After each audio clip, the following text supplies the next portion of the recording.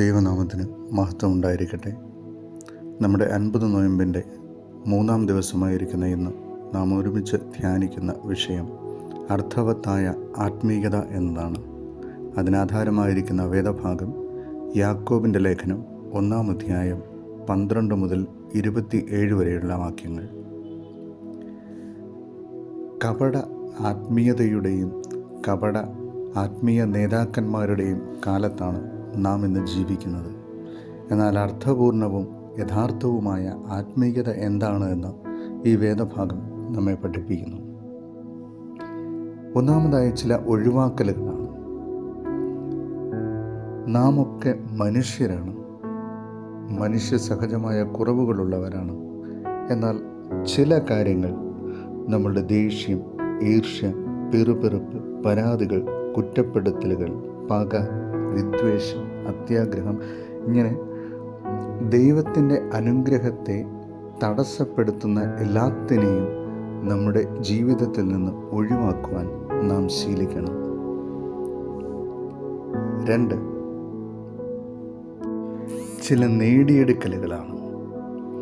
ഒന്നാമതായി നമ്മുടെ ജീവിതത്തിൽ നാം നേടിയെടുക്കേണ്ടത് നമ്മുടെ രക്ഷിതാവും നമ്മുടെ കർത്താവുമായിരിക്കുന്ന യേശു ക്രിസ്തുവിനെയാണ്.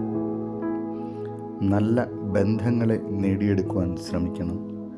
സ്നേഹം, ദയ, കരുണ, ക്ഷമ, പരോപകാരം, ഇതൊക്കെ നമ്മെ ദൈവത്തോട് അടുപ്പിക്കുന്ന കാര്യങ്ങളാണ്. ഇവയൊക്കെ ജീവിതത്തിൽ നാം ശീലിക്കണം.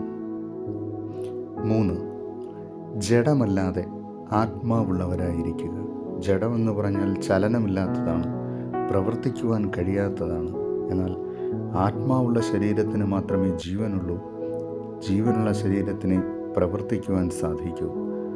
കർത്താവിൻ്റെ പരസ്യ ശുശ്രൂഷ എടുത്തു നോക്കുകയാണ് എങ്കിൽ, കർത്താവ് ഏതെങ്കിലും ഒരു ദേവാലയത്തിൽ പോയിരുന്ന് പ്രാർത്ഥിക്കുകയും എവിടെയെങ്കിലും പോയിരുന്ന് പ്രസംഗിക്കുകയും മാത്രമല്ല ചെയ്തിട്ടുള്ളത്.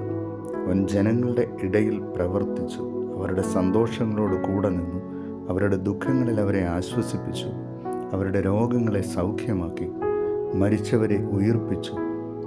അങ്ങനെ കർത്താവ് ജനങ്ങൾക്ക് വേണ്ടി പ്രാർത്ഥിക്കുകയും പ്രസംഗിക്കുകയും അവരോടൊപ്പം ചേർന്ന് നിന്ന് പ്രവർത്തിക്കുകയും ചെയ്തു. നാമും ഇതുപോലെ തന്നെ പ്രാർത്ഥനയും വിശ്വാസവും മാത്രമല്ലാതെ പ്രവൃത്തി കൂടി ഉള്ളവരായിരിക്കാൻ കർത്താവ് നമ്മോട് ആഹ്വാനം ചെയ്യുന്നു. അതിന് ദൈവം നമ്മെ ഓരോരുത്തരെയും വഴിയൊരുക്കട്ടെ, ശക്തിപ്പെടുത്തട്ടെ, ബലപ്പെടുത്തട്ടെ എന്ന് പ്രാർത്ഥിച്ചുകൊണ്ട് നിർത്തുന്നു.